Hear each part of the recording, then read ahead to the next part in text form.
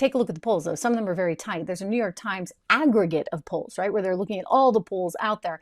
And this one shows you, heck, it is one tight race. And, I mean, hey, what do they say? A day's an eternity in politics. But you're looking at 47 to 46%. Donald Trump, a point ahead. And then there are some outliers. So I want to share with you this particular poll that I was really struck by. We talked about this yesterday. In fact, this poll shows, wow, Trump's way ahead. Way, way, way ahead. This is a new Quinnipiac poll, and it has Donald Trump at 58% versus Harris at 39%. I tend to see that this one probably has some merit. I mean, this is the youth group. I should point that out as well. So this is 18 to 34. In other words, the kids don't like her. I mean, why would you? Why would you? Really? I mean, there's nothing hip about her. We saw her dancing at the White House, by the way. So yeah, nothing hip.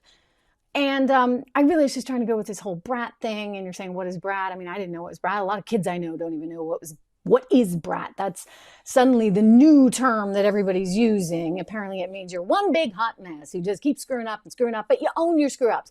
Well, thank you very much. I don't really want a president who's a screw up or a hot mess and proud of it. No, thank you. And I certainly don't want a president whose colors, instead of red, white, and blue, happen to be vomit green and black.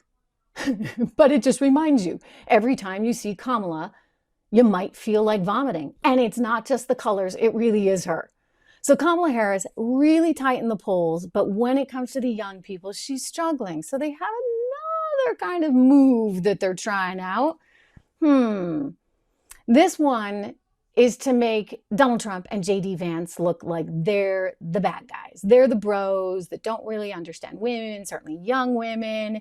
And they're going back to this one little clip that J.D. Vance has when he did an interview with Tucker Carlson, and they were talking about the problem with so many single women in politics running the show, that these women, especially when it comes to some of these cultural issues, don't have a real sensitivity, empathy, and appreciation for what young children go through and what families go through because, hate to state the obvious, they don't have any kids themselves. Listen, we'll react. Saying is that we're effectively run in this country via the Democrats, via our corporate oligarchs, by a bunch of childless cat ladies who are miserable at their own lives and the choices that they've made, and so they want to make the rest of the country miserable too. And it's just a basic fact. You look at Kamala Harris, Pete Buttigieg, AOC, the entire future of the Democrats is controlled by people without children. And how does it make any sense that we've turned our country over to people who don't really have a direct stake in it? Now, I do believe Mayor Pete, who got upgraded to a transportation secretary, even though, we get planes falling out of the sky. I do believe he has since had a child, so we can't call him childless. But Kamala Harris herself, she has a stepdaughter, which she got just a few years ago because she was relatively recently married, I think back in 2016 or something. Here's what I'm just going to say, all right? Look, I realize, the cat lady thing doesn't go over well with a certain contingency, especially single women that have cats, right? Like, I realize it, I get it. But, you need to make choices in life. And for whatever reason, and my generation is part of this, we were told, oh, you know what? You can do anything. You can have kids whenever you want. You can freeze your eggs, this, that, or the other. You don't have to get married. You should focus on your career. And I think there's something just sort of fundamentally wrong with that.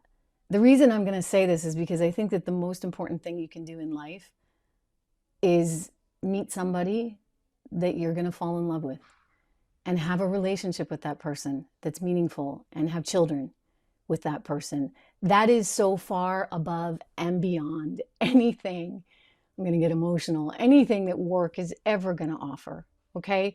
Like, that should be everyone's goal, men and women, to meet the right person, because if you get that right, you know what? The rest of life is a home run. If you can meet the person that you're going to spend the rest of your life with, and you love that person, and he loves you, then the rest is just gravy, right? Work, all this other stuff. But like, that's the hard part. And they try and make it look like it's easy. And it's just, an option that you check off on the box. Thank you very much. I'll get the husband, but I got to focus on my career. And I think that's really fundamentally wrong. I know when I was in my early 20s, I lived in New York City. And I knew a lot of single women with cats. There was like a type They were like 30 something, single with cats, and they were all kind of unhappy. I mean, it's a huge generalization. I get it. And I say this with sensitivity and with empathy. I knew when I was in my early 20s, I didn't want to be one of them. I really didn't. And I actually remember being very aware, keenly aware, of how important it was for me to meet the right person, because I knew I wanted a career. I knew I wanted to do a lot of things, but I also knew I didn't want to do it alone. Nobody should want to have to go through all this alone. And yet the Democrat Party has pushed this ideology, like you can do it, you can do it, you can do it, you can have kids later and meet your husband later. Well, you know what? Meeting your husband good's kind of a nice thing, right? You grow together, you have opportunities to experience life together, and kids are part of that. And I think that it comes with a certain kind of sensitivity. I get kids knocking on my door literally as we speak. Guys, give me a minute as I talk about all this. We're in Italy, so I gave them 15 euros and said, go get some gelato and come back. Anyway, the point being that kids are a great, great part of life. And I think that it gives you more perspective on everything. I mean, when I look at economic policy, when I look at national security, when I look at all of these things, I look at it through the lens of being a mom.